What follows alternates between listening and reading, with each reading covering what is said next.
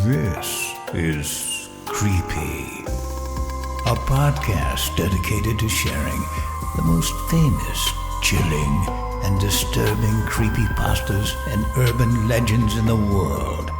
Whether these stories truly happened or are simply fabrications is for you to decide. These stories may contain graphic depictions of violence and explicit language. Listener discretion is advised.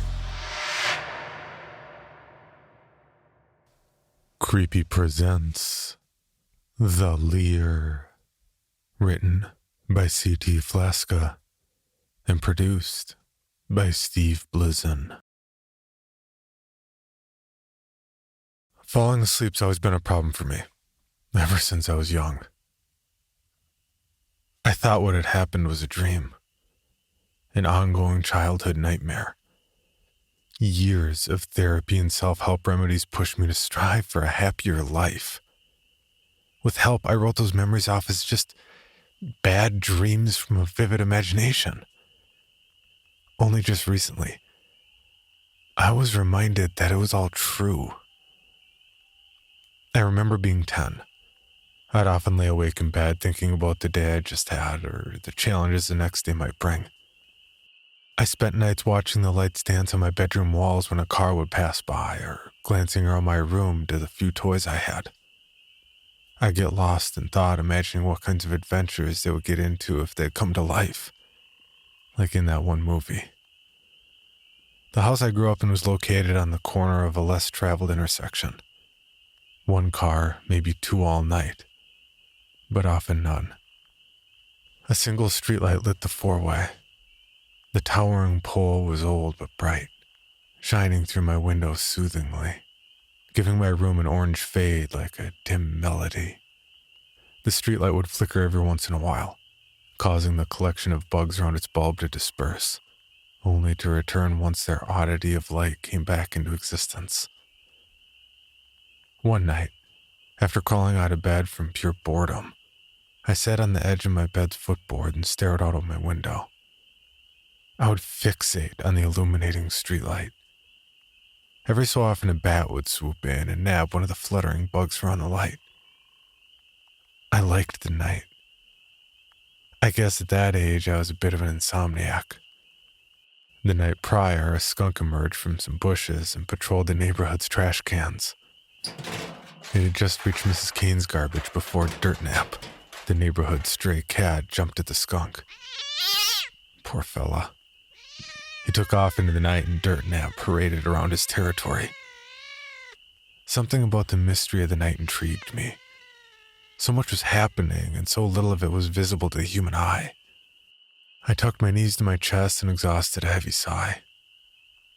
I was content. I also knew I was going to be tired tomorrow. The nighttime setting was memorable and comforting. Until it appeared. A few hours passed and no car in sight. No sign of the skunk anywhere, and dirt nap must have vanished too. It was just quiet. I noticed there was no sound whatsoever, as if the eerie stillness of the night reached through my window and wrapped itself around me. My eyes averted to the streetlight as it flickered on and off, and when the bulb regained power, it stood directly underneath the light. A thin, dark figure was frozen in place. Not in a natural or what seemed comfortable position. Oblong limbs on a cracked and deformed body. The figure was so dark and void of light that it was hard to be sure what I was looking at was a person or a shadow. I shook off the feeling of fright and summoned the courage to climb over the end of my bed. I creeped over to my window, never removing my gaze from the being. I couldn't tell, but I think it knew I was watching. Once I reached my bedroom window, I knew something didn't feel right. The dark figure under the streetlight had moved. My eyes narrowed and I focused on the abnormal being. I studied it. I noticed it was breathing. Not slowly, but fast and erratically. almost like it was out of breath or as if it had just exhausted its stamina sprinting a long distance. Its arms moved slightly up and down with every sporadic breath. The movements were so minimal that I wouldn't have noticed unless I stared long enough to see the slight motions, like it was in fast forward. The being was so dark under the light it was hard to focus on what was its torso or a limb. I continued to stare at it, my eyes just above the window frame. I was so concentrated on the strange figure in the street that I jumped when I heard a noise in my house. Quickly, I turned around and faced my bedroom door. I could see a light from underneath the closed door. One of my parents, or perhaps a brother, had just gotten up to use the restroom down the hall. After realizing what made the sound, I turned my head back to the newfound thing in the road, and I noticed it had moved again. It was now staring at me. I knew this because I could see its eyes. Every muscle in my body tightened. Its eyes were small, but a bright, piercing white, like sparkles. So tiny that they almost seemed to get lost in the black void of its own body, but bright enough I could see them from my window. I knew for some reason that it wasn't just looking in my direction, but at me. I was overcome with a strange feeling, a feeling of threat. It was staring directly at me.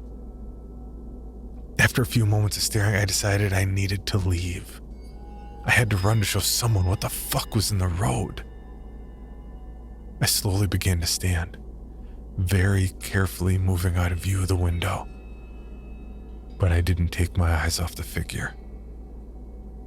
Then something dawned on me. Before I made my way out of the window frame, I had blinked. So I blinked again. Upon opening my eyes from a single blink, I noticed that it shifted. I blinked again. It fucking moved again. That thing out there was moving any moment it wasn't in my sight. How could I tell? I mean, it couldn't know, so it's just in my head. But now it had taken a full step in my direction. The dark figure looked excited. Can it see that I'm about to leave from the window? Its frantic breathing grew more intense. This is crazy. This isn't real, right? This is just a nightmare. My heart began to race, and my breathing quickened. I wasn't convinced, so I held my breath as I stood in my bedroom and shut my eyes. I thought, I'll count to 5. This must be a dream. 1 Mississippi, 2 Mississippi, 3 Mississippi, 4 Suddenly, I heard a crunch like a twig snapping. I opened my eyes. It was no longer under the street light. In fact, it wasn't anywhere to be seen. Overwhelmed with adrenaline and panic, I bolted from my bed and dove under the blankets. I was so scared I forgot what I had just proven. I've got to get back to the window and look at it. As I shuffled the covers, I heard quickly approaching footsteps. They sounded unreal. The steps were quickly growing louder, and they were hitting so hard I swear I could hear dirt and sticks being thrown in the air behind it. My head rose above my blankets, and I aimed my sight at the darkness outside my window. Sure enough, the footsteps stopped. I stared at the window. The only thing visible was the intersection lit by the illumination pouring down from the streetlight above. Although I couldn't actually see the figure, it must have been in my sight, somewhere in the dark. There was no sound of footsteps or snapping twigs. I sat in my bed staring at the window. I didn't move. I'd blink occasionally, and when I did, I could always hear just a little bit of movement. I knew the longer I blinked, the more distance between us the creature would cover. My eyes teared from the strain. My urge to blink was all I thought about. I gritted my teeth and tried so hard not to cry. Over time, my eyes adjusted to the dark. I could make out the figure and where it was in my yard. But since its body was so dark, I couldn't see any more details about what it was. I fixated my sight on the creature and slowly turned my head from left to right, never removing the thing from my sights. As I would turn my head, the sides of my eyes were relieved from the still air for just a moment, disappearing behind my eyelids. I continued this motion until I could feel some of the tension lift from my exhausted eyes. I'd look up, down, left and right, never stopped looking in the direction of the crackling figure impatiently waiting in my yard, waiting for me to give in to my urge to blink. I wouldn't. I thought about testing my theory again, but whatever I was doing was keeping it at bay. I thought about yelling for my parents, but I was too scared that something horrible would happen. What if it expected my mother to stare also? And how was she going to believe me in time not to remove her eyes? I felt so alone and vulnerable. I was shaking slightly, not sure from the cold or my adrenaline, but I did my best not to let it distract me. Wait, what's that? I thought to myself as a bush rustled beside the creature. Another one? What am I supposed to do if there's more than one? I shifted my weight so I could lunge for my door. I didn't know what else to do. I can't manage to stare at two of them at once. Fear took me over and I rose out of bed. I was trembling so much the cold sweat from my body trickled to my bedroom floor.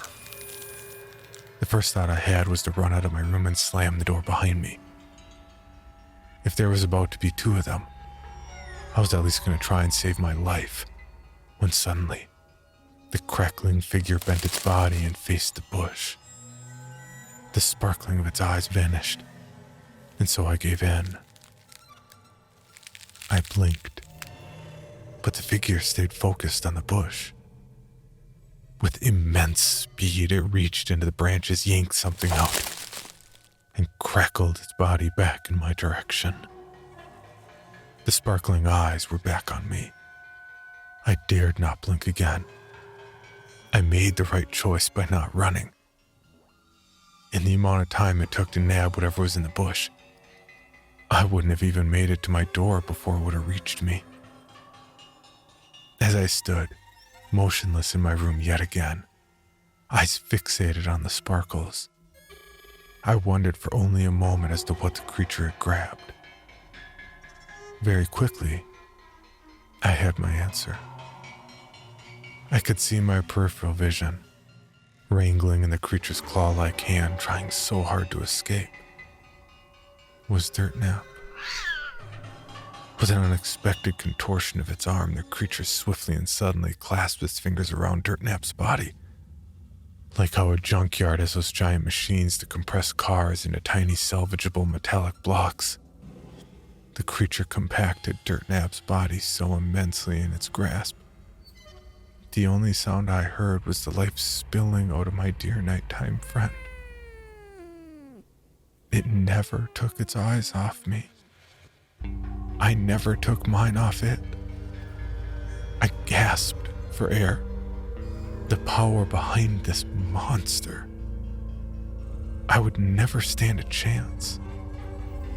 I cannot let this thing get near me. The nightmare lasted for hours. Every time I was tempted to yawn, I'd fight the reflex with what felt like every muscle in my body. After what seemed like an eternity, the sun began to rise. A soft light began to wash over my neighborhood. I decided to move to the window and finally inspect this nightmare from the road. I slowly approached the window and was given a much broader view of my yard leading up to the intersection. No cars all night, and no neighbors to see the thing outside my window. Its deformed, cracked body looked like a dead tree in the morning dusk. There it was in the growing light, in greater detail. The blood left my face as I took in the entirety of just how terrifying it truly was. The thing was in a paused motion, perched on one leg as if frozen in mid-stride. It must have been 7 feet tall, but you wouldn't have known because of its slumped posture. Its right arm, deformed and contorted, was open-palmed on a tree it had been passing by, as if using it to push off and increase its speed. The other arm held what remained of dirt nap, and below was a puddle of everything from inside my dear friend. The creature almost blended in with the tree. It was now 20 feet from my window, whereas in the road, it was about 45 feet. The creature's skin was black, wrinkly, and had the texture of dried leather. Flaky almost, like bark off a tree. Other areas of its body were made up of random patches of black mingled fur. Tall, gangly, and unbelievably skinny, the creature looked as if it was malnourished, starving, desperate, and its sight set right on me. If it was food the creature wanted, why didn't it just eat what it already killed? Every time I moved, even slightly, I noticed its breathing would intensify. It would get excited, as if at any moment I would turn and lose eye contact, and it could continue the rampage toward me. I remembered its piercing eyes, and decided to look at them in the small glimpse of daylight I now had. As I lifted my gaze towards its head, the streetlight suddenly flickered. The sunrise was causing the light sensor to diminish the power to the bulb, and it was shutting off. I was tired and not thinking when I flashed my eyes to the light, which I noticed had just gone out. My eyes hit the streetlight. The light went out, and I then heard a low growling coming from the direction of the creature. The noise it emitted was low and scratchy, and it sent shivers down my spine. I quickly relocated my eyes back toward the creature, and it was gone. All that was left were the remains of the neighborhood stray. I didn't move for quite some time. The creature had vanished, and the last time that happened, it had covered nearly 25 feet in a matter of seconds. So my guard was up. I scanned the yard intensely. I stood shaking. I could feel the cool morning breeze hit my cold, sweat-covered body. Minutes had passed and still no change to the absence of the being. A car suddenly passed through the intersection. Of fucking course. The one-night cars seemed to be non-existent. I continued scanning the neighborhood. I still couldn't find it. I felt unassured that the thing had vanished at all. I jumped and shot my head around behind me to evaluate the sudden noise in my bedroom. It was my alarm going off. I swirled my head back toward the window. Still no sign of it. Had the monster finally disappeared? Was it unable to be in the daylight? It vanished as the streetlight went out. It must be gone. Maybe it can only... My bedroom door shook and I let out a gasp. Turn off your alarm, it's so annoying. Come on, dude. It was my brother. I sighed a breath of relief and mouthed it almost silent. Yeah. Sorry. Knowing that someone else was within reach, I felt like I could take my eyes off the yard and turn to silence my alarm. I felt uneasy, secluded, horrified. I sat in bed and covered myself, attempting to regain composure. The day went by normally, but many questions clouded my head. Was I going to see it again? Could anyone else see it? I told my brother what happened, and he just chuckled. Why would he believe me anyway? But my parents' reaction wasn't much better. Their conclusion was that I had a vivid imagination, and so no more scary movies.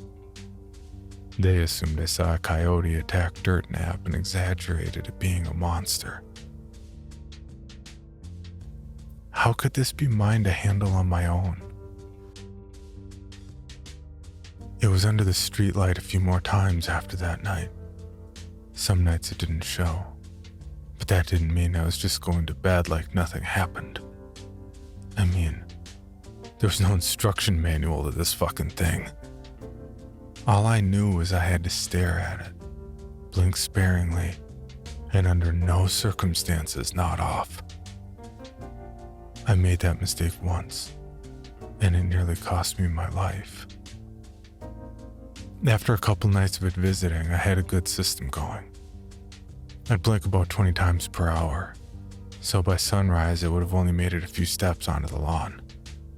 The system worked so well that I became relaxed. The boredom led to drowsiness, and one night, while repeating this tactic, I shut my eyes without thinking. I didn't even remember closing them. I only recall jumping awake to the sound of the screen bursting off my window. My eyes met the creature as it was now frozen in place. 1 foot on the bottom of my window, and 2 claws at either side of it, as if it were preparing to launch itself off the window frame and towards me. Its breath changed from fast and frantic to slow inhales and exhales.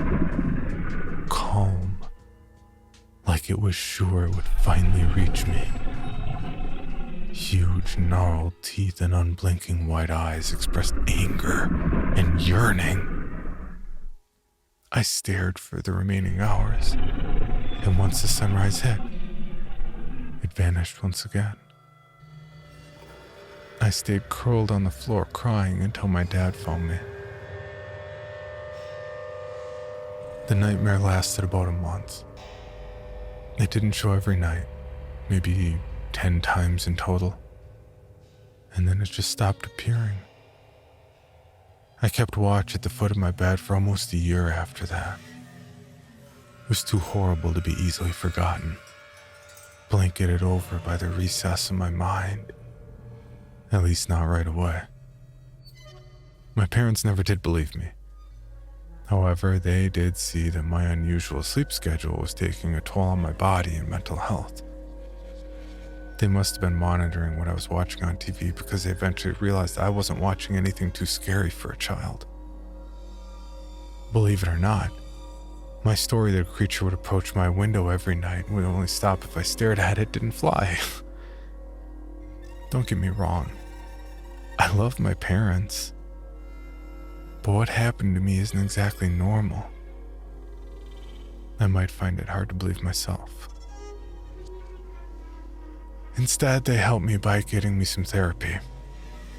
I knew the therapist didn't believe my story either, but she did humor me enough to have me get it out of my system. Talking helped, and eventually she prescribed a mild sedative to help me sleep. I continued seeing a therapist for many years. My fear of the creature was being replaced with normal concerns for someone my age. Dating, work, school, and so on. Eventually, the memories of the nightmare I suffered were finally a thing of the past. 5 years went by, then 10, and so on. I'm 32 years old now, sitting at my desk writing this experience at about 5:30 in the morning with a cold cup of tea at my side. I'm submitting this experience everywhere I can in an attempt to reach out to someone who may have seen this thing before. I need to know if others are seeing what I've seen, and if they have any answers for me. I ask because it's back. Last night, it managed to climb up the 4 stories to my apartment's balcony. I accidentally spotted it on the way to bed after making a hot cup of tea. All the memories immediately flooded back to me.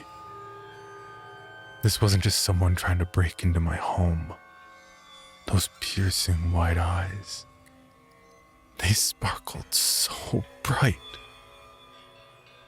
My old tactics came back immediately, and I knew exactly what to do. I froze in place, made eye contact, and adjusted my breathing. It was only just getting its other leg over the railing outside the slider door. That fucking look on its face. It almost had me. I just stood there in my living room for hours until the sun came over the horizon. Please, someone contact me if they know what to do. The Leer. It's back. And I can't do this again. Help.